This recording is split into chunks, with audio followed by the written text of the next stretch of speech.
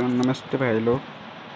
तो मैं यार एक स्टोरी बताऊंगा, एक स्टोरी टेलर की तरह,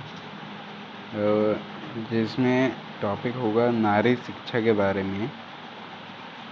तो किसी ने ठीक ही कहा, तो शुरू करते हैं। किसी ने ठीक ही कहा है, बिना पढ़े नर पशु कहलावे। पढ़ अर्थात यहाँ पर नर का अर्थ मनुष्य और मनुष्य पुरुष एवं नारी दोनों के लिए कहा गया है। शिक्षा के बिना व्यक्ति का जीवन अधूरा होता है। शिक्षा प्राप्त करना प्रत्येक मनुष्य का जन्मसिद्ध अधिकार है। शिक्षित व्यक्ति ही अच्छे या बुरे की पहचान कर सकता है। अच्छाई और बुराई को पहचान कर निर्णय ले सकता है। आज की अधिकांशतः समाज में नारी शिक्षा को अहमियत नहीं दी जाती है।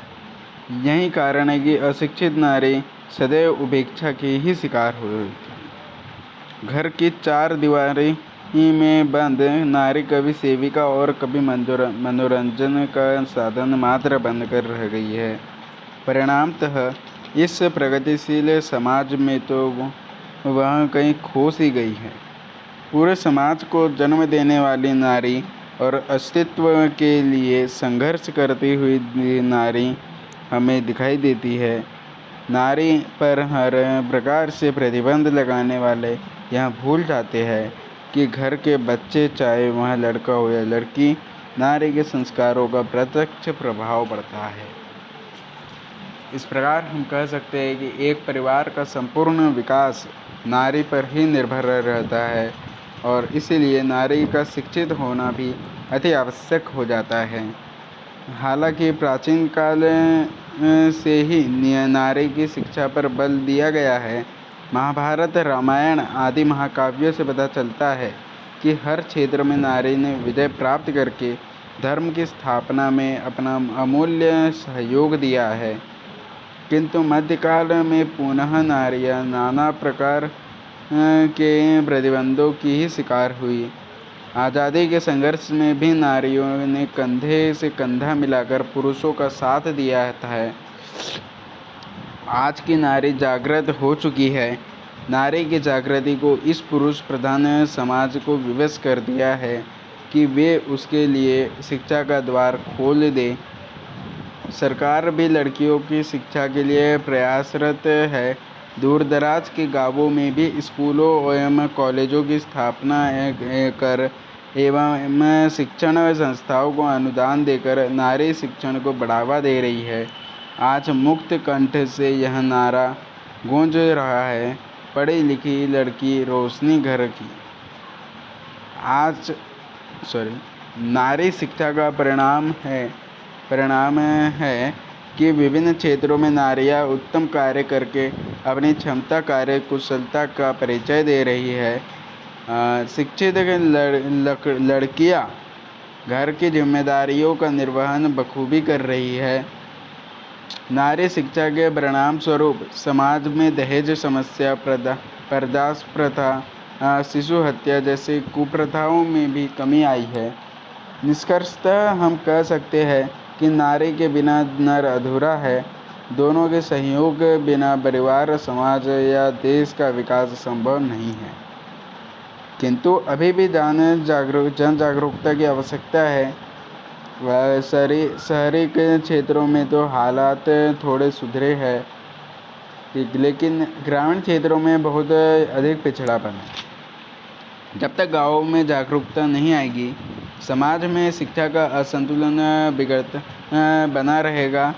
अतः ग्रामीण क्षेत्रों में नारी शिक्षा पर विशेष बल देने की आवश्यकता है।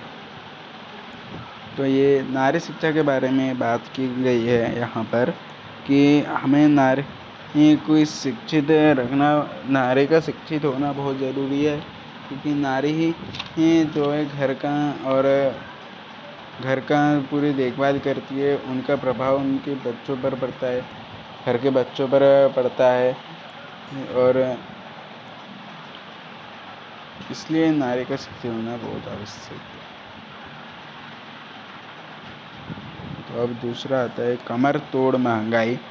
महंगाई देश की एक आर्थिक समस्या ही नहीं बल्कि इसका प्रभाव कई अन्य समस्याओं को जन्म देता है। सारा विश्व महंगाई रूपी दैत्य से पीड़ित है। आज़ादी के बाद भारत में तीन चीज़ें हमेशा बढ़ती रही है: भ्रष्टाचार, असमानता और महंगाई। इन तीनों की सगी बहनें माना गया है जो साथ साथ बढ़ती है। भ्रष्टाचार, कालाबाजारी आदि से महंगाई बढ़ती है। धनी और अधिक धनी और अधिक गरीब होते जाते हैं। सब्जी, दाल, फल, अनाज, डीजल, पेट्रोल, मकानों के किराए बेतहाशा बढ़ रहे हैं। वस्तु के मूल्य में वृद्धि का क्रम इतना तीव्र है कि दिन दुना रात चौगुना बढ़ता है। महंगाई के बहुत से कारण हैं, जैसे बढ़ती हुई जनसंख्या, कृषि उत्पादन संबंधी व्यय में वृद्धि, वस्तुओं की आपूर्ति में कमी, मुद्रा प्रसार, प्रशासन में शिथिलता, घाटे की आर्थिक बजट, असंगठित उपभोक्ता, संसाधनों का धीमा विकास, धन का असमान वितरण, जमाखोरी एवं प्राकृतिक कारण भी है। महंगाई को दूर करने के लिए सरकार को योजनाबद्ध कार्यक्रम बनाने होंगे। किसान को सस्ते मूल्य पर खाद, बीज, कृषि उपकरण आदि उपलब्ध कराने होंगे, जिससे कृषि उत्पादों की कीमत में गिरावट आएगी। मुद्रा प्रसार को रोकने के लिए घाटे के बजट की व्यवस्था समाप्त करनी होगी। जनसंख्या वृद्धि को रोकने के लिए निरंतर प्रयास करने होंगे। शासन प्रशासन स्तर पर पनप रहे भ्रष्टाचार पर लगाम आवश्यक है। कर्मचारियों की कार्य निष्पादन क्षमता में वृद्धि करना भी जरूरी है। वास्तव में महंगाई एक बेलगाम घोड़ी है जिसकी नाक में नकेल रखना सरकार का ही काम है। लेकिन हमारा दुर्भाग्य यह है कि सरकारी अधिकारी और नेता मिलकर लूटने का कार्य करते हैं। इसलिए महंगाई सुरसा से मुंह की तरह फैलती जा रही है। इस भीषण समस्या के निदान हेतु दलगत जातिगत स्वार्थ को छोड़कर एकजुट होना पड़ेगा। इसके खिलाफ संघर्ष करना भी पड़ेगा। तो आज ये कमर तोड़ महंगाई के बारे में बताया गया कि हमारे देश में महंगाई कितनी बढ़ रही है, फिर भी अमीर और अमीर होते जा रहे हैं और गरीब का गरीब ही रह गया है। तो हमें इसके लिए कुछ करना होगा, कुछ सरकार को कुछ कदम उठाने पड़ेंगे, रोज़गार उपलब्ध कराने पड़ेंगे। और हम लेकिन फिर भी महंगाई को नहीं रोक पाते और महंगाई एक बेलगाम घोड़ी के समान हो गई जिसकी नाक में नकेल रखना सरकार का ही काम होता है। लेकिन सरकार ये काम नहीं निभाती है। तो हमें जागरूक होना चाहिए और सरकार को भी जागरूक करना चाहिए कि वह महंगाई के लिए कुछ प्रबंध करें। तो इसी के साथ मैं आज का वीडियो ख़त्म करता हूँ। तो हमने 2 टॉपिक पढ़े, एक नारी शिक्षा के बारे में और दूसरा कमर तोड़ महंगाई जो बढ़ रही है उसके लिए। तो हम आगे भी ऐसे ही और कहानियाँ लाएंगे, मतलब कि और हम अनुच्छेद लेखन के अंतर्गत आया। तो बस